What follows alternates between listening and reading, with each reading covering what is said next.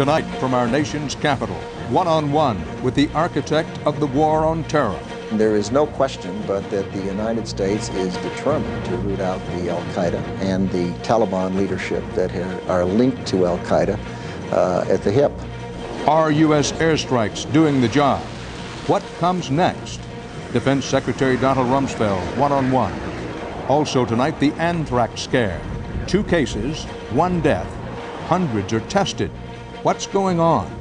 Plus, airline security, tighter than ever. So how did this passenger get inside a cockpit so easily? This is the CBS Evening News with Dan Rather. Special expanded coverage. America Fights Back. From CBS News in Washington, here is Dan Rather. Good evening. America now controls the skies over Afghanistan. That declaration today from Defense Secretary Donald Rumsfeld. Later, in an exclusive interview with CBS News, the Secretary made it clear that he'll be surprised if the Taliban stays in power in Afghanistan when this is all over. More of that interview in a few minutes.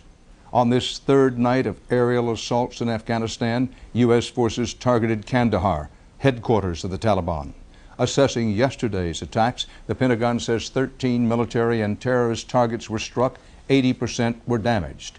Taliban air defenses and military communications have now been shattered. In a statement released late today, Osama bin Laden's terror organization is threatening anew to bring the battle to the heart of America. With air supremacy secured, U.S. forces today launched their first daytime raids on Taliban and other terrorist targets and are now free to strike round the clock. Pentagon officials showed off before and after pictures of an attack on an al-Qaeda terrorist camp. In preparation for the coming 2nd phase of the military operations, U.S. cargo planes flew into Uzbekistan, where U.S. ground troops are expected to be deployed. Muslim protests against the U.S. attack spread today to the predominantly Muslim country of Indonesia, and 4 demonstrators were killed in anti-American protests in Pakistan. To bring you comprehensive coverage, the most comprehensive coverage possible, CBS News is reporting tonight from Washington and has correspondents deployed in key locations all around the world and across the USA. We began at the Pentagon with correspondent David Martin and the very latest on a war different from any we've seen before. The Pentagon released the first satellite pictures of the damage the airstrikes have done. A runway cratered by satellite-guided bombs. A cluster of buildings that was one of Osama bin Laden's terrorist training camps, carpet-bombed into a pile of rubble. That's where they have their classrooms. That's where they discuss their various methods. It has firing ranges and other training facilities that allow them to practice. It's not the first time the U.S. has destroyed one of bin Laden's camps, and nobody thinks this strike got him or any of his chief lieutenants. The camps, Mick, were not heavily populated at the time we hit them. Much of the damage done by the American strikes can be undone. The runways that are damaged are not permanently damaged either. I mean, anything can be repaired and they can bulldoze in and fill it. But the strikes did do irreparable harm to the leader of the Taliban, Mullah Muhammad Omar, when 2 close relatives were killed in an attack on his compound. That was deliberate. But on the outskirts of Kabul, 4 UN workers were killed when a stray weapon landed on their house. All 4 died on the spot. Pieces of their bodies are still to be recovered from the wreckage. As in any military operation, things go wrong, like this cruise missile hanging fire on a ship.